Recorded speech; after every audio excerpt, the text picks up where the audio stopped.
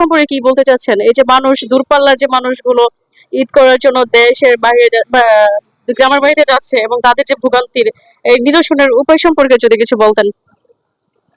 আসলে আমাদের যে অবস্থা রাস্তাঘাটের, আমাদের গাজীপুর মেট্রোপলিটন পুলিশের যে পুলিশ কমিশনার আছে, ডক্টর নাজমুল করিম সাহেব, উনি মোটামুটি ভালো উদ্যোগ নিয়েছে, কিন্তু মূলত যে গাড়িগুলা দূরপাল্লার গাড়িগুলা আসতেছে, এগুলা ঘোরানোর ওইরকম কোনো ভালো জায়গা নেই বিধায় রাস্তার উপরে গাড়ি রাখাতে এই যানজট গুলা সৃষ্টি হইতেছে।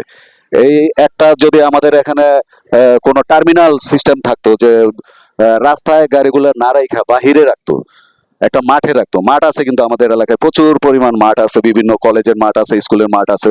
যদি এইসব এলাকায় গাড়িগুলো রাখা হইতো, আমার মনে হয় যানজট সৃষ্টি হইতো না। এবং তারা মোটামুটি চেষ্টা করতেছে এই যানজট গুলা নিরসন করার জন্য, তারপরও পারতেছে না। আসলে পুলিশ আমাদের এখানে কম আছে।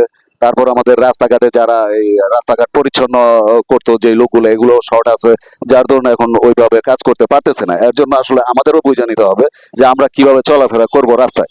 আমরা যদি সচেতন থাকি, আল্লাহর রহমতে রাস্তাগুলো মোটামুটি ভালো থাকবে। কিন্তু আমরাই তো সচেতন না। সাধারণ নাগরিক যারা আছে, এরা বিভিন্ন জায়গায় এই যে রাস্তাঘাটে এলোমেলো ভাবে গাড়িগুলো রাখতেছে, এই কারণে এই যানজট গুলা সৃষ্টি হইতেছে। তো ভবিষ্যতে মনে হয় আর হবে না, ইনশাল্লাহ।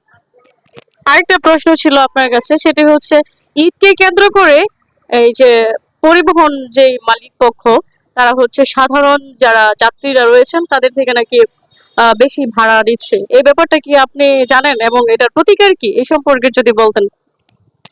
হ্যাঁ, এই ব্যাপারে আসলে আমাদেরও মোটামুটি জানা আছে। তবে আমরা বিভিন্ন জায়গায় বিভিন্ন কাউন্টারে খোঁজ নিয়ে দেখছি, দূরপাল্লার গাড়িগুলাতে এগুলাতে তারা বলতেছে তারা কোনো বেশি ভাড়া নিতেছে না। কিন্তু যখন আমরা